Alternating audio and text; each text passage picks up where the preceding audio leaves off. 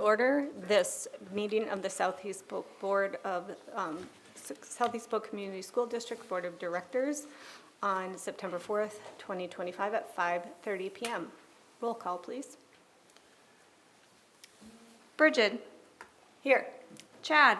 Here. Kelly. Here. Rick. Here. Brett. Here. Whitney. Lori. Here. And we have a quorum. I need a motion to approve the agenda, please. Motion to approve the agenda. Second. Any comments or changes? Okay. Bridget? Yes. Chad? Yes. Kelly? Yes. Rick? Yes. Brett? Yes. Lori? Yes.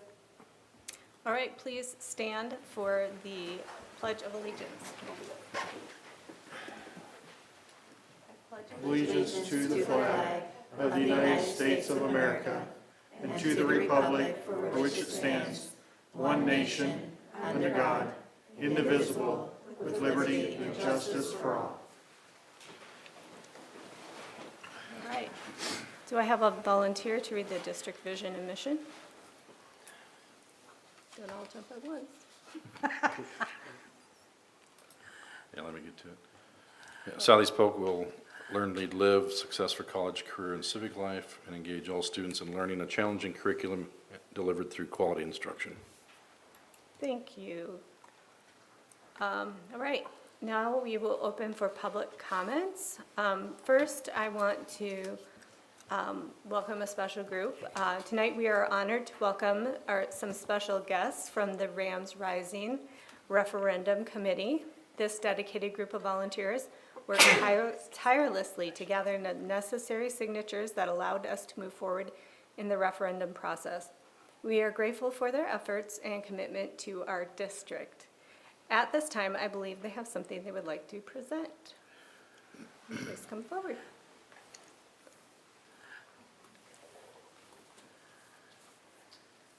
Hi, I'm Jess Braunschweig-Norris, and on behalf of Rams Rising and all of our wonderful volunteers, we gathered signatures for the petition for the 2025 bond referendum over the last month. We needed 1,399 votes, which was 25% of the last election. A total of 5,596 voters voted in that. So we worked tirelessly over several weekends and at a few big events, including Back to School Night, which was a huge success. And we are here to present you with 1,926 signatures, or 34.4% of what we needed to, what we needed above from the last election. So I'm going to give these to Lucy, who will be one of our students who will greatly benefit if this bond referendum passes in November. Do you want to give that to them?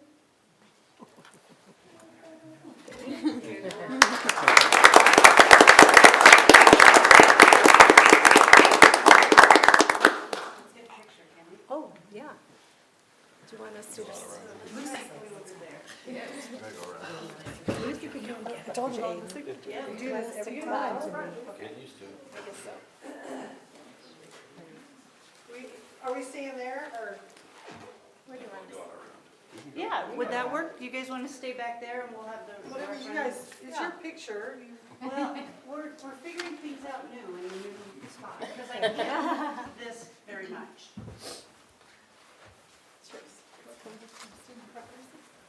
Did you want, Lucy, did you want to hold these? Have you? So, Bridget, would you mind coming up and then her physically handing them to you and then the board will all be behind? Watching from afar. It's okay, I'll get shorter. You guys get short. Lucy's the star. Can you move your hair out of the way a little bit? Which way do we go? Oh, windows. Yes. Okay, perfect, here we go. 1, 2, 3. One more. And one more just in case. Awesome. Thank you. Thank you. Thank you so much.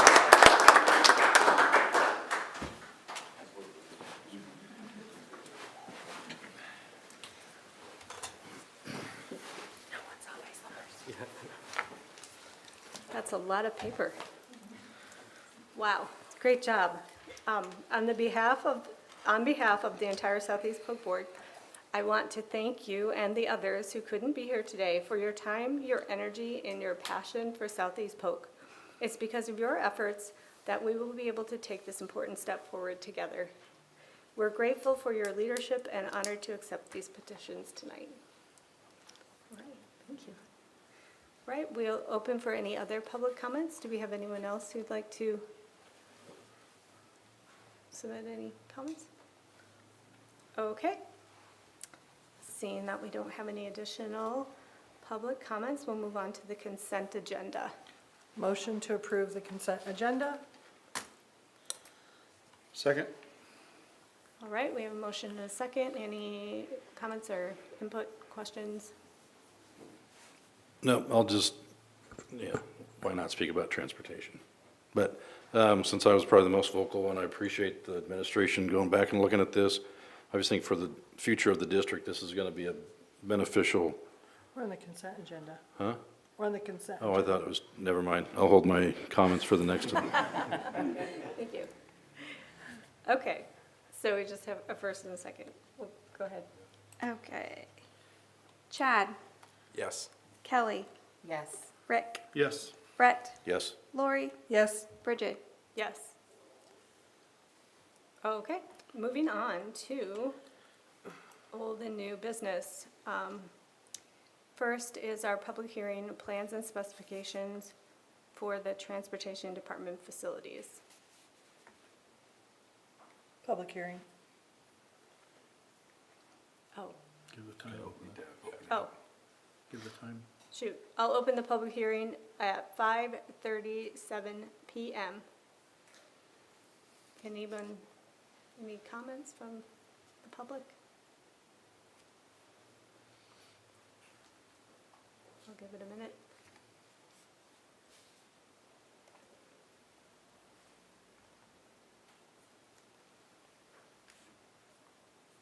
Lucy, what do you think of transportation? Oh, okay. Not yet. Just waiting for the next minute.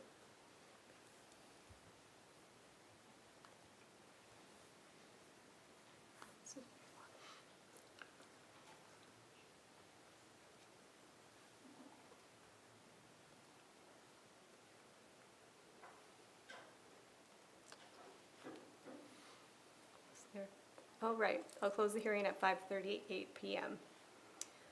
Next is the approval of plans and specifications for the Transportation Department facilities. Motion to approve the plans and specs, Transportation Department Facilities Project.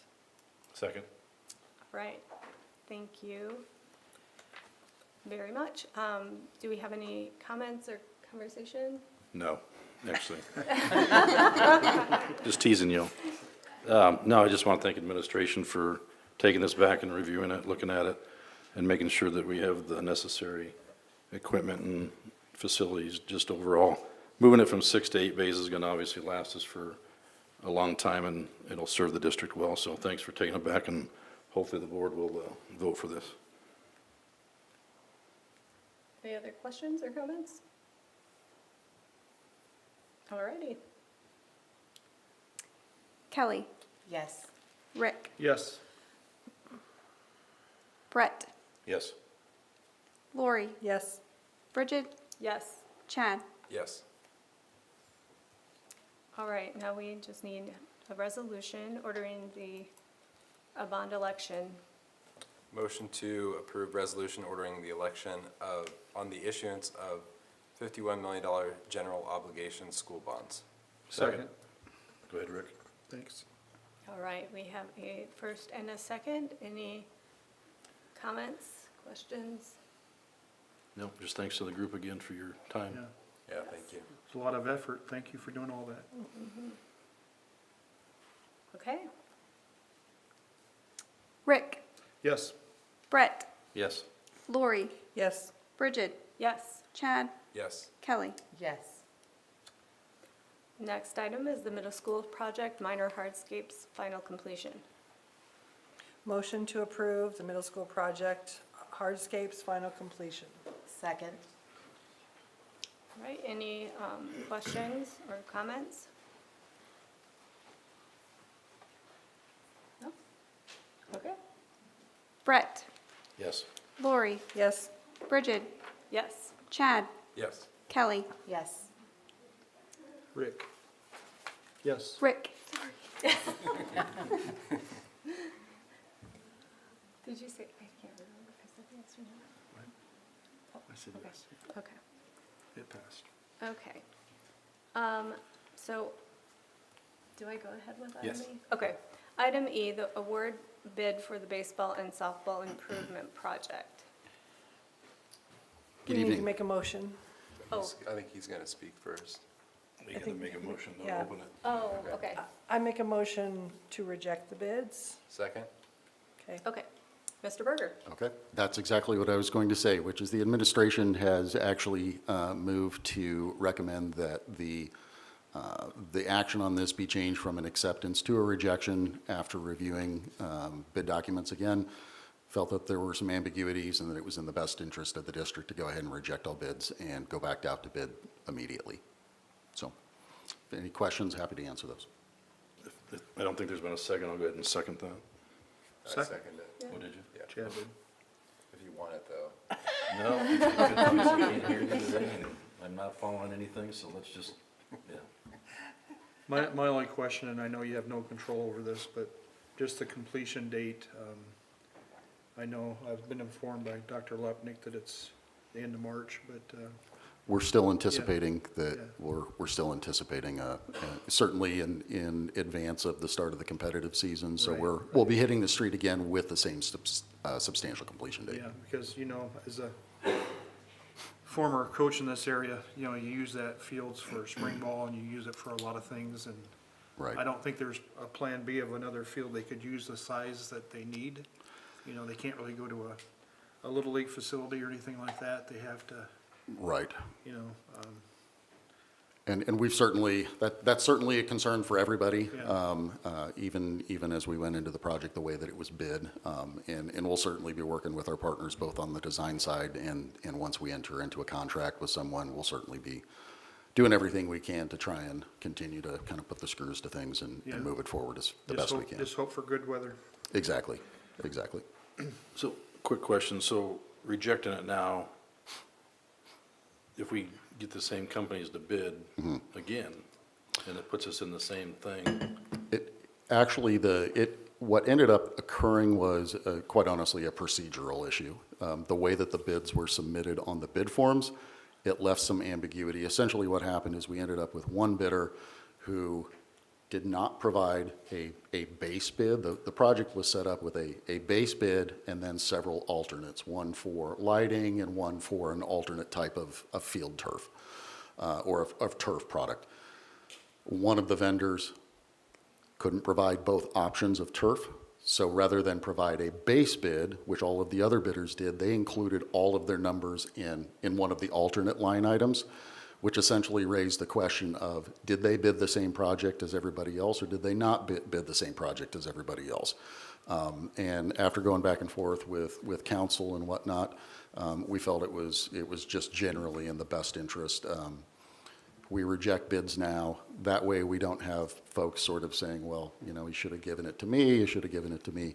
It potentially mitigates any potential litigation. And quite honestly, rejecting bids and going back out on the street now means that we're able to come back to you with the October 2nd, I think is the date right now, for October 2nd for acceptance of a project.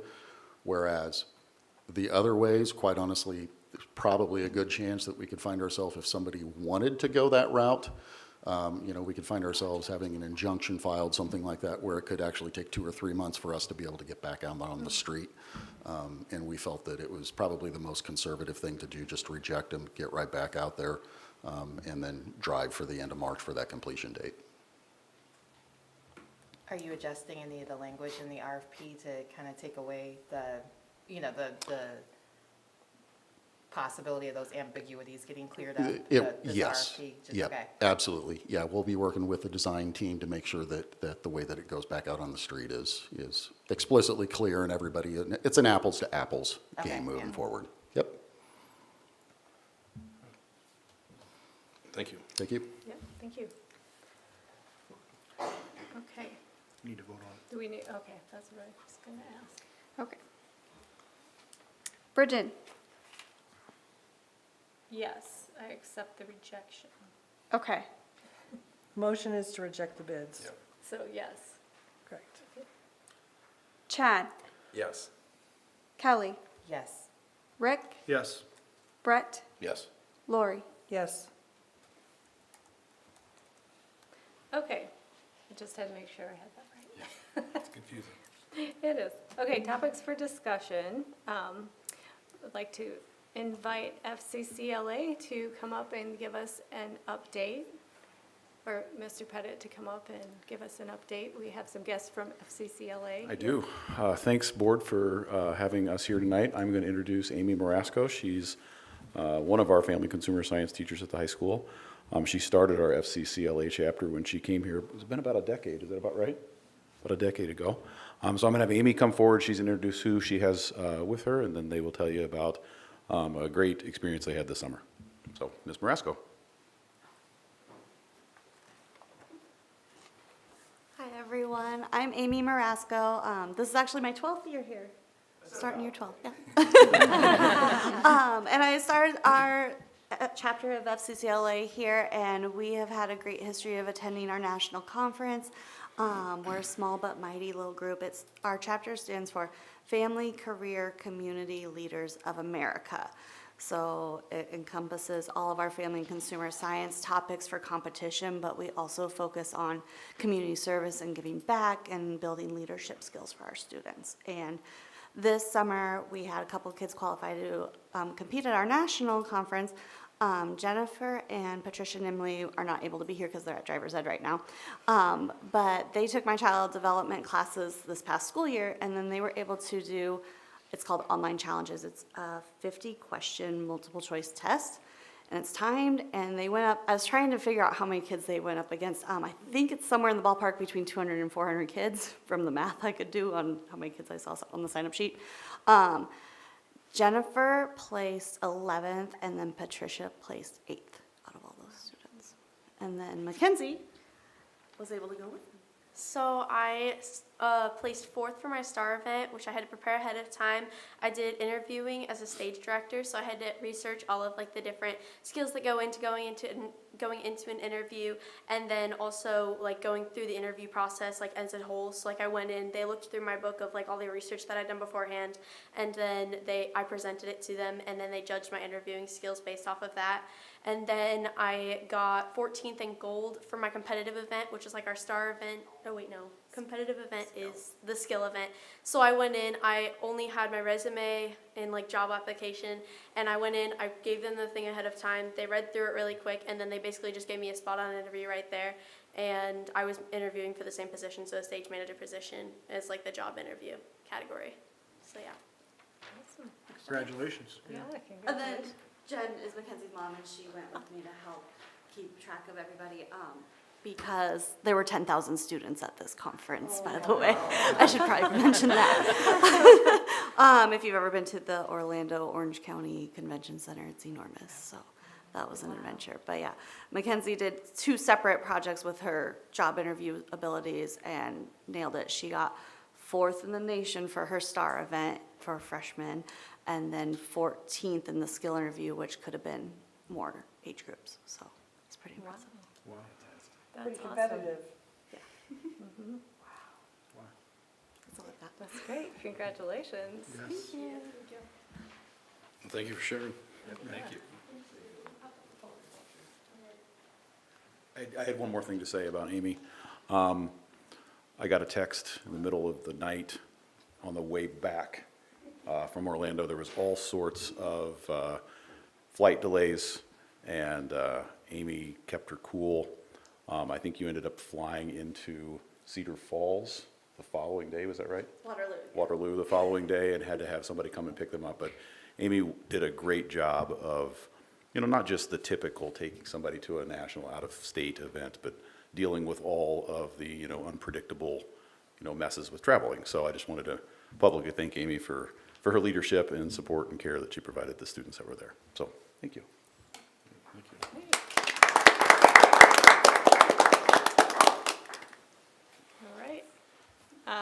we have the enrollment update. Mr. Horton?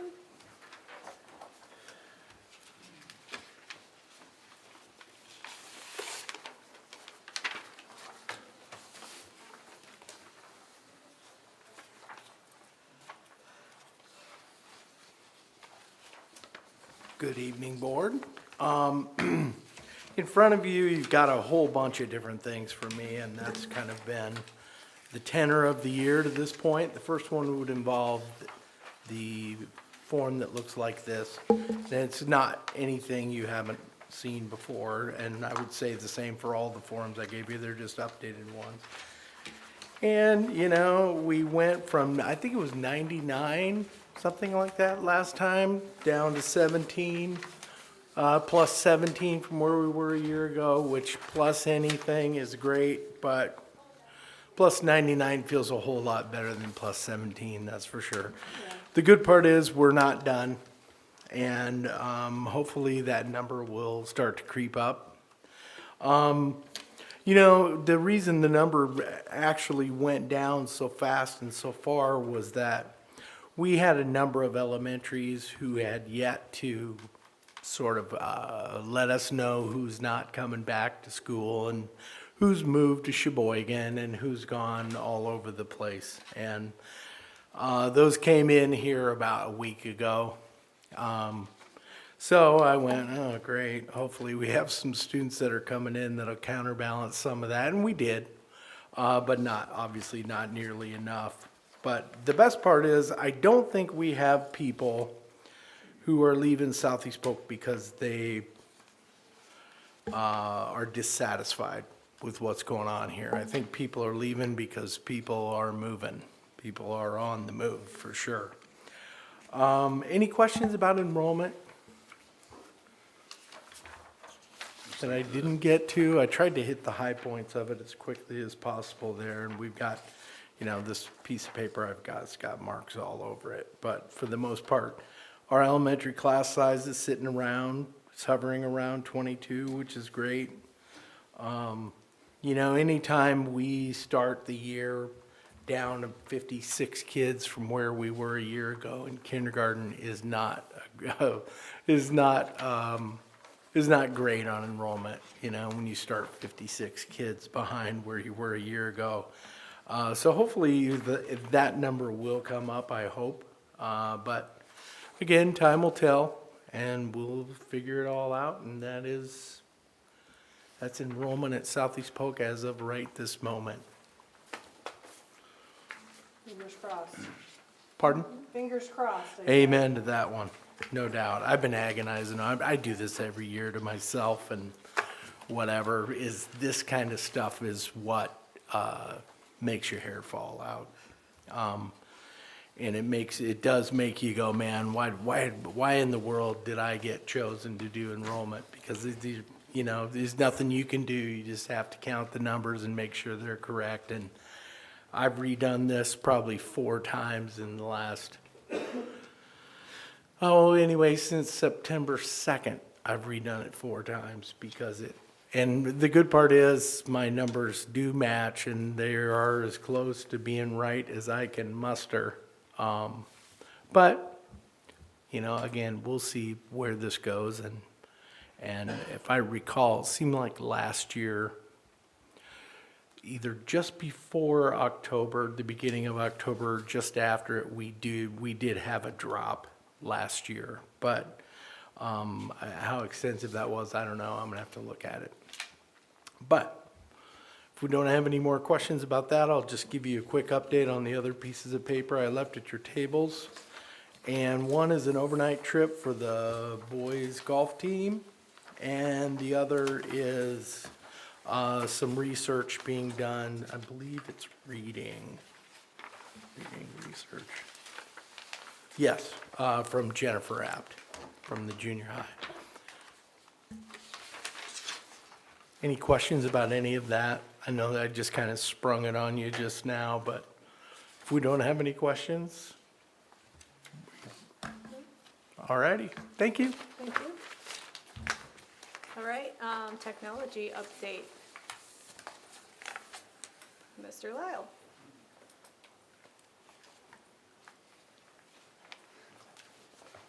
Good evening, board.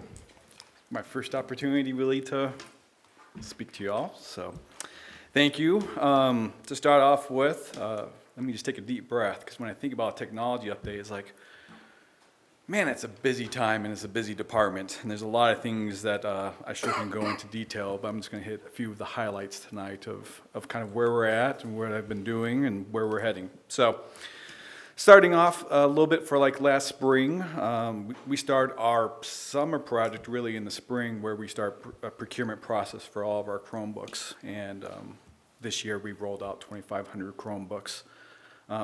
But it was also busy this summer, obviously, with the renovation of this building. So we obviously had a lot of work to do to prep for this facility, and for the technology department in particular. We were displaced all over the district, all over the high school. Graciously, they gave us space to be there while this building was done, and we moved in, and I think it's a nice building, and we set up the new alternative program classrooms, obviously with clever touches, the standard that we do, audio enhancement, and that's going pretty well. Over the summer, we literally touch every Chromebook, K7, so that's about 5,000 devices that my team goes through, does a quick QC, quality control, to get all the issues resolved, and then we put them back in, and then we check classroom equipment again at the beginning of the school year, just to make sure things are in good shape for when teachers come back, that things are working properly. It's never 100%, but it sure does make a difference, because many years ago we didn't start that process, and we would have like 6,000 tickets, and now this year we're about 3,500, which might sound like a lot, but it's kind of deceptive, because some things are resolved, some things are just training things. Another thing that we rolled out over the summer in partnership with the Buildings and Grounds Department was a whole new ticketing system, which is nice because it's a collaborative ticketing system. So our end users can go to one place, whether they have a light bulb out for their classroom or their Clever Touch isn't working. For them, it's a nice, easy system they log into. It's icon-based, so they click on hardware, they see a Clever Touch, and then they just describe what the issue is. And those come to us. If it was a light bulb, it might go to the building custodian. If it's something beyond that, it gets escalated up to maintenance and grounds. Feedback's been that that's been a good solution that we've implemented this year, and we'll be refining and doing more with that tool throughout the year and many years to come. Some of the things that we're working on throughout this year is we are rolling out some what are called password apps. One that we should be rolling out within the next couple weeks, because we've run into some issues, is the ability for a teacher to just reset any of their students' passwords. There's a building level perspective. There's another one that we're developing for like HR, just to help teachers and our employees be able to do things much easier rather than some of our current processes. We want to put tools in the hands of our end users, whether that be staff or students. So that's kind of some of the highlight things. Do you have any questions? How's the new app working for transportation?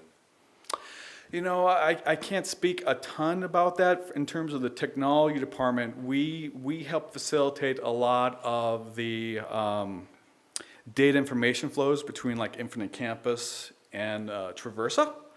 But in terms of how the app actually works, I mean, I've seen the app. It looked good, but I haven't been very involved in the actual details since it's actually been deployed. Okay, that's a service that we subscribe to. You're not directly managing it. Correct. Okay. Correct. I use it every weekday, and it works pretty good. Yeah. Yeah. Yeah. Any other questions, or? All right, thank you for the Thank you. update, Mr. Lyles. Okay, next, we have the board election schedule update. And Dr. Hull? Yeah. You bet. Good evening. I thought I would just kind of walk us through some key dates here as we move through the board election cycle this fall. Actually, last week, August 25th, was the first day for candidate filing. And so far, I'm aware of two candidates that have turned in their materials. But anyone would have until Thursday, September 18th, our next meeting, for the filing deadline. So there's still plenty of time to file papers. So we will know who the candidate slate will be at our next meeting on the 18th, because that deadline is 5 p.m., so before our meeting starts. Then on Tuesday, the Tuesday right after that, on the 23rd, is the withdrawal deadline. So if someone has remorse and changes their mind, they can do that till Tuesday, the 23rd. And then, of course, Election Day, as we've already been talking about regarding the referendum, is the same as Election Day for board member elections, and that would be November 4th. We will have informal results that evening on the Polk County Auditor's website, but it won't be until Monday, November 17th, when the actual canvass occurs and we have official results. Because we are a multi-county district, along with Polk County, we also have part of our boundary in Marion and Jasper counties. And so they don't do our canvass until November 17th. But the good news is this year, our second November meeting is after that date. So November 20th, we will be able to have our organizational meeting and swear in the new board at that time. And then finally, we were notified last night by Whitney Smith McIntosh that she will be moving out of the district and thus creating an opening for the board. So just to kind of walk through what that looks like next here, because we are so close to this election, as I just kind of walked through with those dates, what we need to do next is publish a notice, and we'll do that tomorrow, that the board will appoint a replacement within 30 days. We are bound by Iowa code to have a replacement within 30 days, and since November 4th is further out than 30 days, that means not replacing is not an option. The board will then determine the appointment details, and that process has begun. And then the board will vote on that appointment on either the 18th or the October 2nd board meeting, depending on how things work out and what the decisions are that are made. That appointee will serve until the election on November 4th. And then at that, as I said, on the 20th, at that organizational meeting, the new board will be sworn in at that point. So that's kind of what happens next. Be happy to take any questions anybody has about the election cycle and our opening.